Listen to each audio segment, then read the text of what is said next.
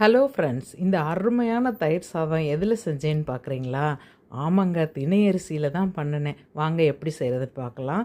1 tumbler திணை அரிசி, 1 tumbler பால், 1 tumbler தயிர், கொஞ்சம் மாதுளம்பழம், கொஞ்சமாக பாசிப்பயிறு, கொஞ்சமாக பச்சரிசி எடுத்திருக்கேன். ஃப்ரெண்ட்ஸ், திணை அரிசியை ஃபஸ்ட்டு போட்டு கழுவிக்கலாம்.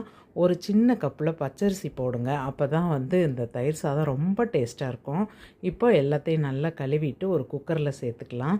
சேர்த்துட்டு ஒரு 4-5 டம்ளர் தண்ணி விடுங்க, நல்லா குழைய வேகட்டும். அப்போ தான் அந்த தயிர் சாதம் ரொம்ப டேஸ்ட்டாக இருக்கும். இப்போ 4-5 டம்ளர் தண்ணி விட்டுட்டு உப்பு போட்டு இதை மூடி வச்சு ஒரு 3 விசில் விட்டுறலாம். பாருங்கள், நல்லா குழஞ்சி வந்துருச்சு. இப்போ இந்த சாதத்தை ஒரு பாத்திரத்தில் மாற்றிட்டு எடுத்து வச்சுருக்க அந்த தயிர் எடுத்து வச்சுருக்க ஃபஸ்ட்டு பாலை ஊற்றி முதல்ல கிளறிக்கலாம்.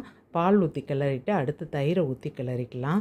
கிளறிட்டு உங்களுக்கு என்னென்ன ஃப்ரூட்ஸு பிடிக்குமோ எல்லாம் போடலாம். இப்போ கொஞ்சம் பெருங்காயத்தூள், கொஞ்சம் உப்பு, ஏற்கனவே நம்ம சாதத்துலேயும் உப்பு போட்டிருக்கோம், அதனால் போட்டுட்டு நான் மாதுளம்பழம் எடுத்து வச்சுருக்கேன், அதையும் போட்டுட்டு கொஞ்சம் கொத்தமல்லி, கொஞ்சம் இஞ்சி, பச்சை மிளகாயை கொஞ்சம் பிச்சு போட்டுக்கலாம்.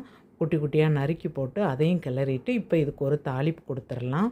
தாளிப்பு கரண்டியில் நல்லெண்ணெய் ஊற்றி கடுகு உளுந்தம்பருப்பு போட்டுட்டு வரமிளகா கருவேப்பிலை போட்டு தாளிச்சிட்டா அருமையான திணையில் அருமையான தயிர் சாதம் ரெடிங்க. இது டேஸ்ட்டு சும்மா சொல்ல வேண்டாம், அவ்வளோ அருமையாக இருக்கும். இதுக்கு ஒரு சிப்ஸு, உருளைக்கிழங்கு சிப்ஸ் வச்சு ஊறுகாய் வச்சு நான் சாப்பிட்றேன். அடாடாடாடா, சூப்பர் ஃப்ரெண்ட்ஸ்.